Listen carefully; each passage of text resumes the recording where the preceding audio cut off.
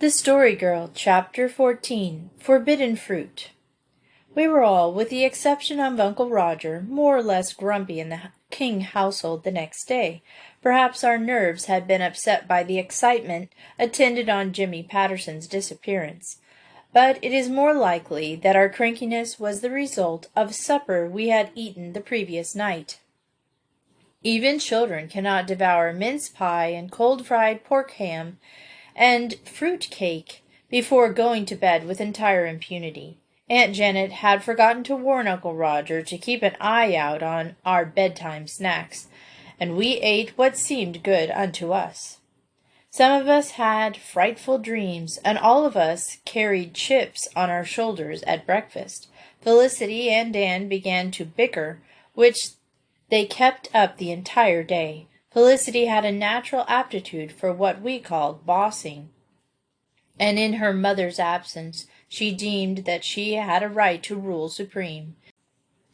She knew better than to make any attempt to assert authority over the Story Girl, and Felix and I were allowed some length of tether, but Cecily, Dan, and Peter were expected to submit dutifully to her decrees.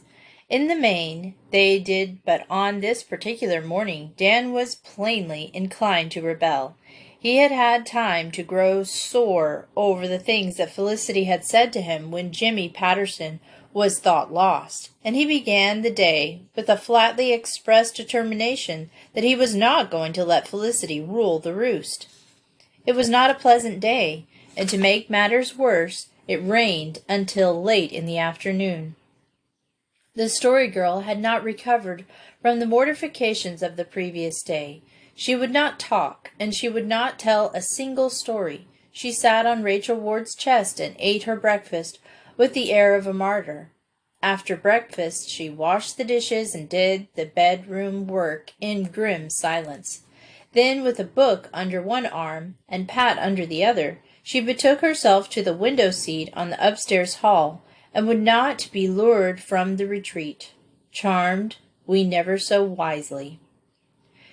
She stroked the purring Patty, and read steadily on, with maddening indifference to all our pleadings. Even Cecily, the meek and mild, was snappish, and complained of a headache. Peter had gone home to see his mother, and Uncle Roger had gone to Markdale on business. Sarah Ray came up, but was so snubbed by Felicity that she went home crying. Felicity got the dinner by herself, disdaining to ask or command assistance. She banged things about and rattled the stove covers until even Cecily protested from her sofa. Dan sat on the floor and whittled, his sole aim and object being to make a mess and annoy Felicity, in which noble ambition he succeeded perfectly. "I wish Aunt Janet and Uncle Alec were home," said Felix. "It's not half as much fun having the grown-ups away as I thought it would be." "I wish I was back in Toronto," I said sulkily. The mince pie was to blame for that wish. "I wish you were, I'm sure," said Felicity, riddling the fire noisily. "Any one who lives with you, Felicity King, will always be wishing to be somewhere else," said Dan. "I wasn't talking to you, Dan King," retorted Felicity. "Speak when you're spoken to. Come when you're called." Oh, wailed Cecily on the sofa. "I wish it would stop raining. I wish my head would stop aching. I wish Ma had never gone away. I wish you'd leave Felicity alone, Dan." "I wish girls had some sense," said Dan, which brought the orgy of wishing to an end for a time, and Wishing Fairy might have had the time of her life in the King kitchen that morning, particularly if she were a cynically inclined fairy.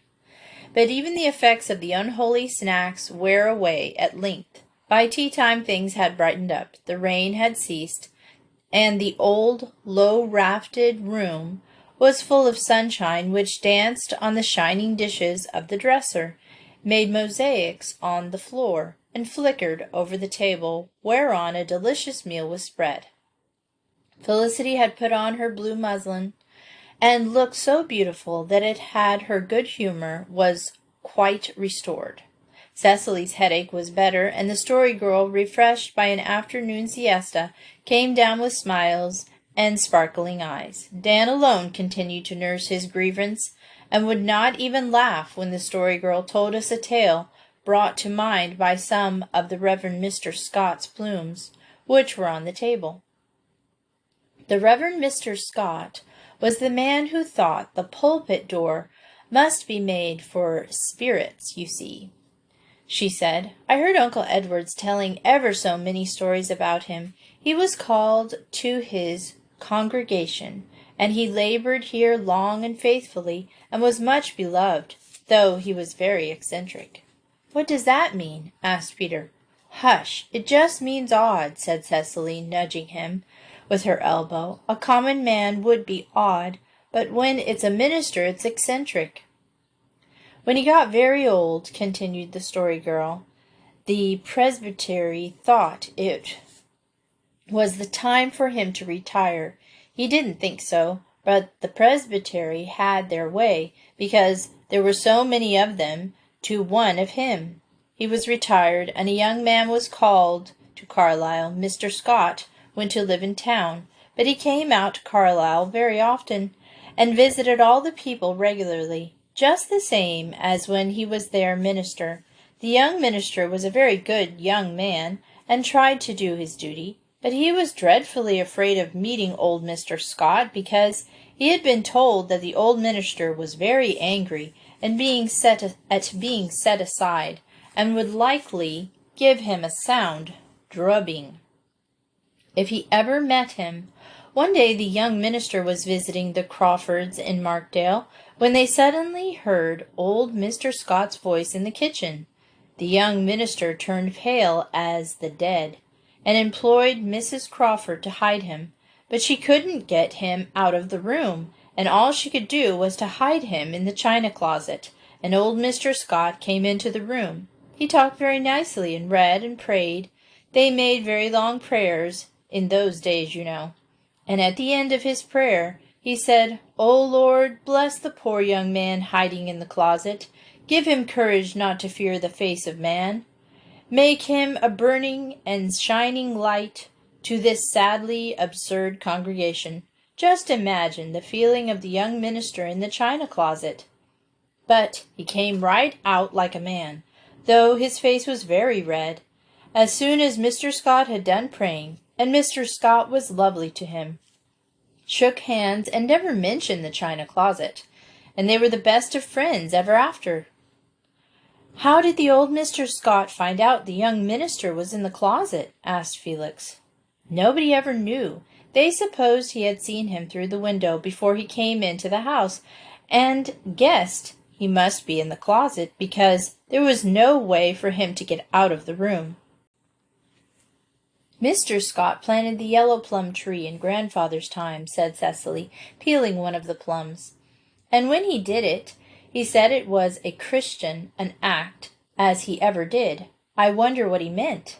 I don't see anything very Christian about planting a tree. I do, said the Story Girl, sagely. When next we assembled ourselves together, it was after milking, and the cares of the day were done with. We foregathered in the balsam-fragrant aisles of the fir wood, and ate early August apples, to such an extent that the Story Girl said we made her think of the Irishman's pig. An Irishman who lived at Markdale had a little pig, she said, and he gave it pailfuls of mush.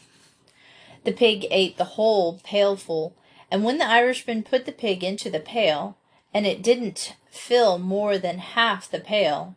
Now, how was that, when it held a whole pailful of mush? This seemed to be a rather unanswerable question. We discussed the problem as we roamed the wood, and Dan and Peter almost quarreled over it, Dan maintaining that the thing was impossible, and Peter being of the opinion that the mush was somehow made thicker in the process of being eaten, so took up less room. During the discussion, we came out of the fence and hill pasture where grew the badberry bushes. Just what these bad berries were, I cannot tell. We never knew their real name. They were small red clusters of berries of glossy, seductive appearance, and we were forbidden to eat them because it was thought that they might be poisonous. Dan picked a cluster and held it up. "Dan King, don't you dare eat those berries," said Felicity in her bossiest tone. "They're poison. Drop them right now." Now, Dan had not had the slightest intention of eating the berries, but at Felicity's prohibition, the rebellion which had smoldered in him all day broke into sudden flame. He would show her. "I'll eat 'em if I please, Felicity King," he said in a fury. "I don't believe they're poisonous. Look here." Dan crammed the whole bunch into his mouth and chewed it up. "They taste great," he said, smacking, as he ate 2 more clusters, regardless of our horror-stricken protestations and Felicity's pleadings. We feared that Dan would drop dead on the spot, but nothing occurred immediately. When an hour had passed, we concluded that the bad berries were not poisonous after all, and we looked upon Dan as quite the hero for daring to eat them. "I knew they wouldn't hurt me," he said loftily. "Felicity's so fond of making a fuss over everything." Nevertheless, when it grew dark and we returned to the house, I noticed that Dan was rather pale and quiet. He lay down on the kitchen sofa. "Don't you feel all right, Dan?" I whispered anxiously. "Quiet," he said. I was quiet. Felicity and Cecily were setting out a lunch in the pantry when we were all startled by a loud groan from the sofa. "Oh, I'm sick, I'm awful sick," said Dan, abjectly, all the defiance of the bravado gone out of him. We all went to pieces except Cecily, who alone retained her presence of mind. "Have you got a pain in your stomach?" she demanded. "I've got an awful pain here. That's where my stomach is," demanded Dan, putting his hand on a portion of his anatomy considerably below his stomach. Oh. "Go for Uncle Roger," commanded Cecily, pale but composed. "Felicity, put on the kettle. Dan, I'm going to give you a mustard and warm water." The mustard and warm water produced its proper effect promptly, but gave Dan no relief. He continued to writhe and groan. Uncle Roger, who had been summoned from his own place, went at once for the doctor, telling Peter to go down the hill for Mrs. Ray. Peter went, but returned accompanied by Sara only. Mrs. Ray and Judy Pennew were both away. Sara might better have stayed home. She was of no use, and could only add to the general confusion, wandering aimlessly about, crying and asking if Dan was going to die. Cecily took charge of things. Felicity might charm the palate, and the story girl bind captive the soul. But when pain and sickness wrung the brow, it was Cecily who was the ministering angel. She made the writhing Dan go to bed. She made him swallow every available antidote which was recommended in the doctor's book. She applied hot cloths to him until her faithful little hands were half scalded off. There was no doubt that Dan was suffering intense pain. He moaned and writhed and cried for his mother. "Oh, isn't it dreadful?" said Felicity, wringing her hands as she walked the kitchen floor. "Oh, why doesn't the doctor come? I told Dan the bad berries were poison, but surely they can't kill people altogether." "Pa's cousin died of eating something 40 years ago," sobbed Sara Ray. "Hold your tongue," said Peter in a fierce whisper. "You ought have more sense than to say anything like that. They don't want to be any worse scared than they are." "But Pa's cousin did die," reiterated Sara. "My Aunt Jane used to rub whiskey on for a pain," suggested Peter. "We haven't any whiskey," said Felicity disapprovingly. "This is a temperance house." "But rubbing whiskey on outside isn't any harm," urged Peter. "It's only when you take it inside that it's bad for you." Well, we haven't any anyhow, said Felicity. I suppose blueberry wine wouldn't do in its place. Peter did not think blueberry wine would be of any good. It was 10 o'clock before Dan began to get better, but from that time he improved rapidly. When the doctor, who had been away from home when Uncle Roger reached Markdale, came at 10:30, he found his patient very weak and white, but free from pain. Dr. Greer patted Cecily on the head, told her she was a little brick and had done just the right thing, examined some of the fatal berries, and gave it as his opinion that they were probably poisonous, administered some powders to Dan, and advised him not to tamper with forbidden fruit in the future, and went away. Mrs. Ray now appeared, looking for Sara, and said she would stay all the night with us. I'll be much more obliged to you if you will, said Uncle Roger. I feel a bit shook. I urged Janet and Alec to go to Halifax, and took the responsibility of the children while they were away, but I didn't know what I was letting myself in for. If anything had happened, I could never have forgiven myself, though I believe it's beyond the power of mortal man to keep watch over the things children will eat. Now, you young fry, get straight off to your beds. Dan is out of danger, and you can't do any more good. Not that any of you have done much, except Cecily. She's got a head on her shoulders. It's been a horrid day all through, said Felicity drearily, as we climbed the stairs. I suppose we made it horrid ourselves, said the Story Girl candidly. But it's all be a good story to tell sometime, she said. I'm awful tired and thankful, sighed Cecily. We all felt that way. Chapter 15. A Disobedient Brother. Dan was his own man again in the morning. Though rather pale and weak, he wanted to get up, but Cecily ordered him to stay in bed. Fortunately, Felicity forgot to repeat the command, so Dan did stay in bed. Cecily carried his meals to him, and read a hinty book to him all in her spare time.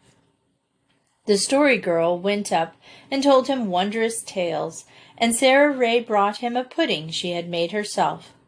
Sarah's intentions were good, but the pudding, well, Dan fed most of it to Patty, who had curled himself up at the foot of the bed, giving the world assurance of a cat by his mellifluous purring. Ain't he just a good old fellow, said Dan. He knows I'm kind of sick, just as well as a human. He never pays no attention to me when I'm well. Felix and Peter and I were required to help Uncle Roger in some carpentering work that day, and Felicity indulged in one of the house-cleaning orgies so dear to her soul, so that it was evening before we were all free to meet in the orchard and loll on the grass of Uncle Stephen's Walk. In August it was a place of shady sweetness, fragrant with the odor of ripening apples, full of dear, delicate shadows. Through its opening we looked afar to the blue rims of the hills and evergreen old tranquil fields laying in the sunset glow. Overhead the lacy leaves made a green, murmurous roof. There were no such thing as hurry in the world, while we lingered there and talked of cabbages and kings, a tale of the Story Girls, wherein princes were thicker than blackberries and queens as common as buttercups, led to our discussion of kings. We wondered what it would be like to be a king. Peter thought it would be fine, only kind of inconvenient wearing a crown all the time. Oh, but they don't, said the Story Girl. Maybe they used to once, but now they wear hats. The crowns are just for special occasions. They look very much like other people if you can go by their photographs. I don't believe it would be much fun as a steady thing, said Cecily. I'd like to see a queen, though. That is one thing I have against the island. You never have a chance to see things like they are. The Prince of Wales was in Charlottetown once, said Peter. My Aunt Jane saw him quite close by. That was before we were born, And such a thing won't happen again until after we're dead, said Cecily, with very unusual pessimism. I think queens and kings were thicker long ago, said the Story Girl. They do seem dreadfully scarce now. There isn't one in the country here. Perhaps I'll get a glimpse of some when I go to Europe. Well, the Story Girl was destined to stand before kings herself, and she was to be one whom they delighted to honor.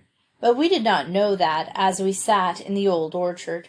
We thought it quite sufficiently marvelous that she should expect to have the chance of just seeing them. Can a queen do exactly as she pleases? Sara Ray wanted to know. Not nowadays, explained the Story Girl. Then I don't see any use in being one, Sara decided. A king can't do as he pleases now either, said Felix. If he tries to, and if it isn't what pleases other people, the Parliament or something squelches him. Isn't squelch a lovely word, said the Story Girl irreverently. It's so expressive. Squelch. Certainly it was a lovely word, as the Story Girl said it. Even a king would not have minded being squelched if it were done to music like that. Uncle Roger says that Martin Forbes' wife has squelched him, said Felicity. He says Martin can't call his soul his own after he married. I'm glad of it, said Cecily vindictively. We all stared. This was so very unlike Cecily. Martin Forbes is a brother of a horrid man in Summerside, who called me Johnny, that's why, she explained. He was visiting here with his wife 2 years ago, and he called me Johnny every time he spoke to me. Just you fancy. I'll never forgive him. That isn't a Christian spirit, said Felicity rebukingly. I don't care. Would you forgive James Forbes if he had called you Johnny? Demanded Cecily. I know a story about Martin Forbes' grandfather, said the Story Girl. Long ago they didn't have any choir in the Carlisle church, just a precantor, you know. And at last they got a choir, and Andrew McPherson was to sing bass in it. Old Mr. Forbes hadn't gone to church for years because he was so rheumatic. But he went the first Sunday the choir sang, because he had never heard anyone sing bass and wanted to hear what it was like. Grandfather King asked him what he thought of the choir. Mr. Forbes said it was very good, but as for Andrew's bass, there was na bass about it. It was just a brr the whole time. If you could have heard the Story Girl's brr, not old Mr. Forbes himself could have invented it with more of the Doric scorn. We rolled over in the cool grass and screamed with laughter. Poor Dan, said Cecily compassionately. He's up there all alone in his room, missing all the fun, and I suppose it's mean of us to behave such as if we're having a good time when he has to stay in bed. If Dan hadn't done wrong eating the bad berries when he was told not to, he wouldn't be sick, said Felicity. You're bound to catch it when you do wrong. It was just a providence he didn't die. That makes me think of another story about old Mr. Scott, said the Story Girl. You know, I told you he was very angry because the presbytery made him retire. There were 2 ministers in the particular he blamed for being at the bottom of it. One time a friend of his was trying to console him and said to him, You should be resigned to the will of Providence. Providence had nothing to do with it, said the old Mr. Scott. 'Twas the McClorskys and the devil. You shouldn't speak of the devil, said Felicity, rather shocked. Well, that's just what Mr. Scott said. Oh, it's all right for a minister to speak of him, but it isn't nice for little girls. If you have to speak of him, you might say the old scratch. That is what Mother calls him. 'Twas the McClarskys and the old scratch, said the Story Girl reflectively, as if she were trying to see which version was more effective. It wouldn't do, she decided. I don't think it's any harm to mention that person when you're telling a story, said Cecily. It's only in plain talking it does. It sounds too much like swearing then. I know another story about Mr. Scott, said the Story Girl. Not long after he was married, his wife wasn't quite ready for church one morning when it was time to go. So, just to teach her a lesson, he drove off alone, and left her to walk all that way. It was nearly 2 miles, in the heat and dust. She took it very quietly. It's the best way, I guess, when you're married to a man like old Mr. Scott. But just a few Sundays after, wasn't he late himself? I suppose Mrs. Scott thought what was sauce for the goose was sauce for the gander, for she slipped out and drove off to church as he had done. Old Mr. Scott finally arrived at the church, pretty hot and dusty, and in none too good a temper. He went into the pulpit, leaned over it, and looked at his wife, sitting calmly in her pew at the side. It was cleverly done, he said right out loud. But dinna try it again. In the midst of our laughter, Pat came down the walk, his stately tail waving over the grasses. He proved to be the precursor of Dan, clothed in his right mind. Do you think you should have got up, Dan? Said Cecily anxiously. I had to, said Dan. The window was open, and it was more'n I could stand to hear you fellows laughin' down here, and be missin' it all. 'Sides, I'm all right again. I guess this will be a lesson to you, Dan King, said Felicity, her most maddening tone. I guess you won't forget it in a hurry. You won't go and eat those bad berries another time when you're told not to. Dan had picked up a soft spot in the grass for himself, and was in the act of sitting down when Felicity's tactless speech arrested him midway. He straightened up, and turned a wrathful face to his provoking sister, then red with indignation. But without a word, he stalked away up the walk. Now he's gone off mad, said Cecily reproachfully. Oh, Felicity, why couldn't you have held your tongue? Why, what did I say to him to make him mad? Asked Felicity in honest perplexity. I think it's awful for brothers and sisters to be always quarreling, said Cecily. The Cowens fight all the time, and you and Dan will soon be as bad as they are.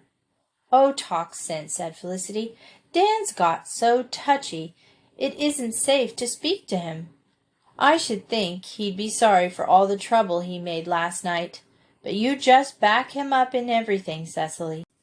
I don't. You do, too. And you've no business to, specially when Mother's away, and she left me in charge. You didn't take much charge last night, when Dan got sick, said Felix maliciously. Felicity had told him at tea that night he was getting fatter than ever. This was his tit for tat. You were pretty glad to leave it all to Cecily then. Who's talking to you? Said Felicity. Now, look here, said the Story Girl. The first thing you know, we'll all be quarreling, and then some of us will sulk all day tomorrow. It's dreadful to spoil a whole day. Just let's all sit still and count 100 before we say another word. We sat still and counted the 100. Then Cecily finished. She got up and went to search for Dan, resolved to soothe his wounded feelings. Felicity called after her to tell Dan there was a jam turnover she put away in the pantry especially for him. Felix held out to Felicity a remarkably fine apple, which he had been saving for his own consumption, and the Story Girl began a tale of an enchanted maiden in a castle by the sea. But we never heard the end of it, for just as the evening star was looking whitely through the rosy window of the west, Cecily came flying through the orchard, wringing her hands. "Oh, come quick," she gasped. "Dan's eating the bad berries again.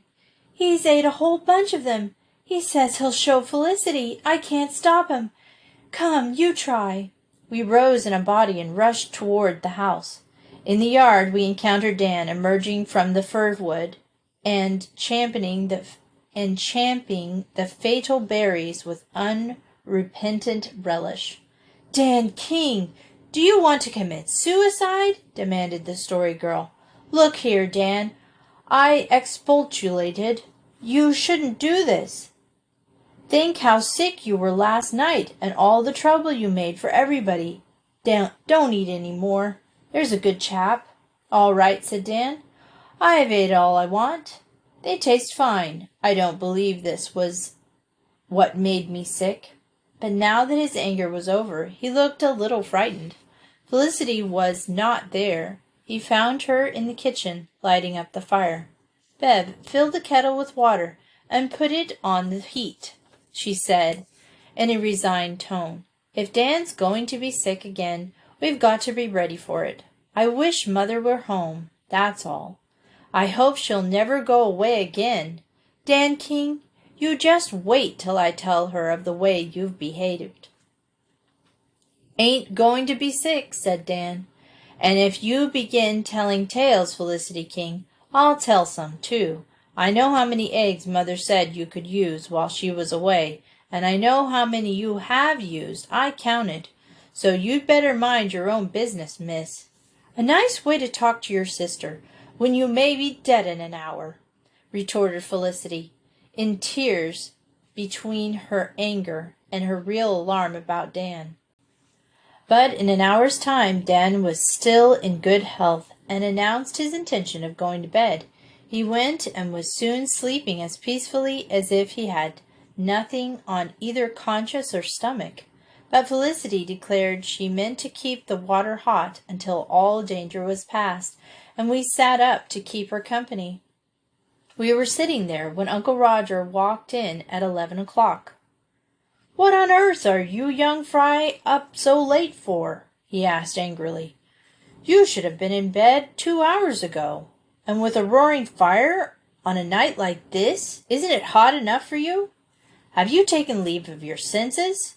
"It's because of Dan," explained Felicity wearily. He went and ate a bunch of berries, a whole lot of them, and we were sure he'd be sick again. But he hasn't been yet, and now he's asleep." "Is that boy stark staring mad?" asked Uncle Roger. "It was Felicity's fault," cried Cecily, who always took Dan's part through evil report and good report.